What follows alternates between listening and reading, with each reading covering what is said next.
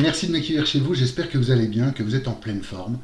Moi ça va bien, j'ai décidé de faire une petite capsule aujourd'hui pour vous parler d'une question qui me tracasse depuis un moment. Pourquoi il est nécessaire d'être soi-même? J'ai mis du temps puisque c'est seulement à 55 ans que je décide d'être moi-même et je pense honnêtement que je ne dois pas être tout seul. Pourquoi c'est compliqué d'être soi-même? Eh bien, si je regarde un peu l'histoire de ma vie, et je suppose que ça va certainement résonner chez vous aussi, c'est que on a vécu quand même un certain nombre de choses et d'expériences tout au long de notre vie qui nous ont donné peut-être une identité qui n'est pas forcément la bonne, voire peut-être pas forcément la nôtre. Pourquoi?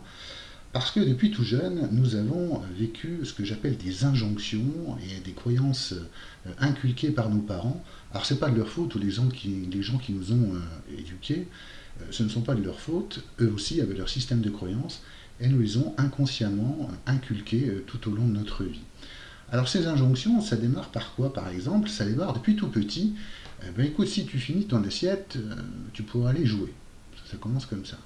Et puis quand vous allez à l'école et que vous avez une bonne note, ça dure 2 minutes. Si vous avez une moins bonne note, ça dure 2 heures. Et puis si tu es le premier de la classe, tu auras ceci. Tout est conditionné pour obtenir quelque part l'amour de ceux qui nous sont proches. Et inconsciemment, on intègre effectivement cette typologie de fonctionnement qui est ancrée en nous au fur et à mesure du temps et qui nous construit une identité qui n'est pas forcément nous.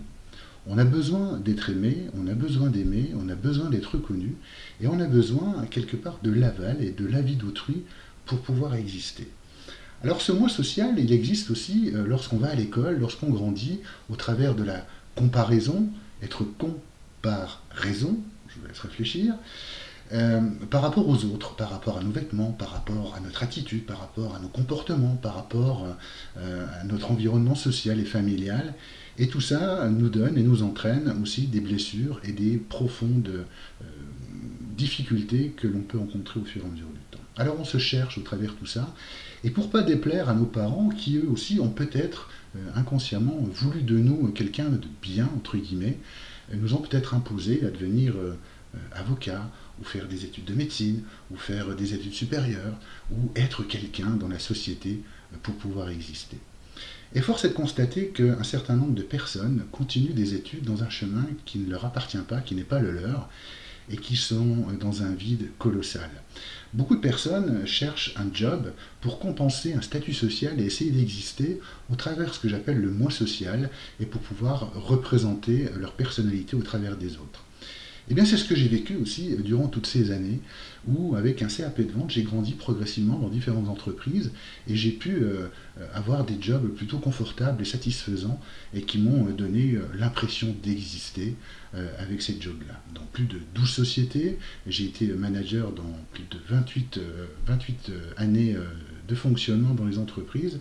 Et j'ai même décidé à un moment donné de devenir prof avec mon CAP de vente et d'être prof en école supérieure en ayant étudié des matières que je ne connaissais absolument pas pour pouvoir les enseigner aux étudiants. Vous voyez comme quoi on peut se dépasser. Sauf que quand on n'est pas à sa place, c'est un peu compliqué. Alors moi, ce moi social nous donne une représentativité vis-à-vis des autres. Les autres ont envie de nous voir comme ça, ont envie de continuer à nous connaître tel que l'on est au travers ces statuts-là. Mais force est de constater à un moment donné que si vous n'êtes pas aligné et profondément ancré dans qui vous êtes, ça devient compliqué. Vous allez au boulot avec la peur au ventre, vous allez au boulot avec le trend du dimanche soir, le blues du dimanche soir, demain c'est lundi, je reprends le boulot.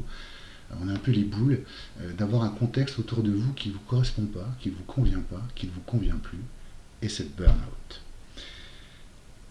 La difficulté de savoir la reconnaissance de soi et de connaître qui l'on est vraiment passe par un cheminement.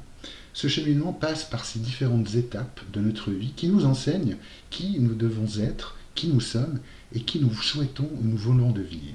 Sauf que la grosse difficulté dans tout cela, c'est que la personne que l'on souhaite être, elle est au plus profond de nous. Et on a l'habitude, parce qu'on a été conditionné comme ça, les conditions qui mentent, les conditionnements, à chercher au travers de ce qu'on nous propose, de ce que la société nous propose, de ce monsieur norme qui n'existe pas, à essayer de correspondre à un certain statut, à un certain milieu qui n'est pas le nôtre. Et c'est ce qui m'est arrivé. J'ai décidé pour cela de faire un certain nombre d'accès de l'information et j'ai fait des formations en neurosciences, j'ai fait des formations de développement personnel, j'ai lu beaucoup de livres, j'ai fait beaucoup de vidéos, etc., pour savoir un peu comment on fonctionnait. Et là, c'est vrai que c'était un véritable tremplin pour connaître notre fonctionnement. Nous ne connaissons absolument pas la puissance de notre être, nous ne connaissons pas comment nous sommes faits. On passe notre temps à lire des vidéos sur comment fonctionne une voiture, comment fonctionne la machine à laver, comment fonctionne le nouvel iPhone, comment fonctionne ce nouveau PC, cette nouvelle caméra. On passe du temps à connaître tout ça, mais on ne sait pas comment nous fonctionnons. Et nous fonctionnons à 90-95% de subconscient. Le subconscient, c'est quoi? C'est cette machine, ce gros ordinateur qui enregistre tous les éléments de notre vie, tous les éléments de notre passé, tout ce qui nous est arrivé et qui stocke ça quelque part autour de nous. Et pourquoi on n'ose pas être nous-mêmes? Tout simplement par des émotions. Et ces émotions, une principale ou les principales émotions qui nous empêchent d'être nous, ce sont nos peurs. Nous avons peur, dans un mode irrationnel, de devenir qui on est. Pourquoi? Parce qu'on a peur du jugement. On a peur du regard des autres. On a peur de ne pas réussir. On a peur de l'échec. On a peur de l'inconnu. Sauf que si on ne traverse pas ces peurs, un, on ne saura pas ce qu'on loupe, ou l'opportunité qu'on risque d'avoir, et deux, c'est en traversant nos peurs que l'on peut les dépasser. C'est en traversant nos peurs que l'on peut sortir de notre zone de confort, de notre zone d'insécurité, pour découvrir ce nouveau nous. Et plus on avance, et plus on apprécie qui l'on est. J'ai voulu vous faire cette petite capsule parce que se connaître aujourd'hui dans un environnement aussi compliqué que l'on vit aujourd'hui est indispensable. Et je me dois de vous en faire part parce que les événements de ma vie ont fait qu'aujourd'hui je suis légitime pour essayer d'accompagner un certain nombre de personnes à dépasser ces peurs-là et à trouver la véritable voie, VOIX et voie VOIE, qui résonne en eux pour pouvoir être responsables et autonomes de la place réelle qu'ils ont sur cette planète. Et cette place réelle, nous avons tous une place identique, une place unique par rapport à notre rôle et notre mission sur Terre. Et l'éveil spirituel que j'ai eu en 2017 m'a conforté dans ce choix de vie qui aujourd'hui j'incarne intégralement, absolument et en toute transparence vis-à-vis de vous. Cet éveil spirituel violent que j'ai vécu en 2017 me confirme qu'il y a bien au-delà de ce que l'on peut imaginer, bien au-delà de ce qu'on peut croire, bien au-delà de notre mental et de notre ego qui nous raconte un film du passé, puisqu'il ne connaît que ça et nous met en état de survie en permanence, et du futur qui n'existe pas alors que nous vivons en permanence l'instant présent. Je suis avec vous dès maintenant et je suis présent avec vous. Je ressens cette vibration qui est importante pour moi de vous parler de ça. Alors pourquoi je vous dis ça? Parce que cet accompagnement de responsabilité de qui vous devez être réellement, c'est-à-dire votre moi profond, c'est un chemin, et un chemin qui se fait step by step, en fonction de là où vous en êtes aujourd'hui, dans vos piliers de vie, dans votre vie privée, dans votre vie professionnelle, dans votre santé, dans vos relations amicales, dans vos choix de vie. Et ces choix de vie vous appartiennent. Vous êtes responsable de qui vous êtes. Vous êtes responsable de qui vous voulez devenir. Et n'attendez pas de l'extérieur des miracles. N'attendez pas du bout de papier, et pourtant j'étais prof, du diplôme, pour faire des miracles. Vous allez jouer un rôle qui ne vous correspond peut-être pas forcément. Vous n'allez pas mettre vos dons et vos talents au service du monde qui vous attend. C'est pourquoi j'ai décidé de créer mon activité.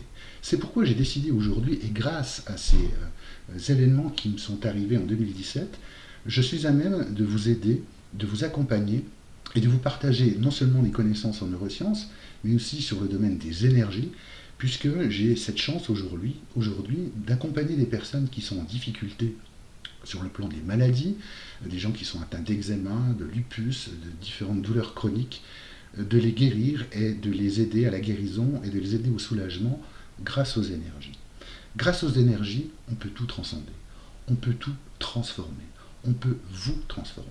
Si vous avez la volonté de devenir véritablement la personne de qui vous voulez être, c'est maintenant. Le monde change, le monde bouge. Les événements qui arrivent aujourd'hui sont un signe important de ce bouleversement. Important en plusieurs sens. Dans la mesure où effectivement nous sommes dans un système d'introspection, euh, les confinements, l'isolation, les interdictions, les injonctions ne nous donnent plus cette liberté de pouvoir interagir facilement. L'interaction, c'est en vous. L'interaction, c'est de travailler effectivement à l'intérieur de vous et de vous montrer cette petite voix qui ne demande qu'à s'exprimer. Le monde va changer, le monde va bouger. Les entreprises d'hier n'existeront plus.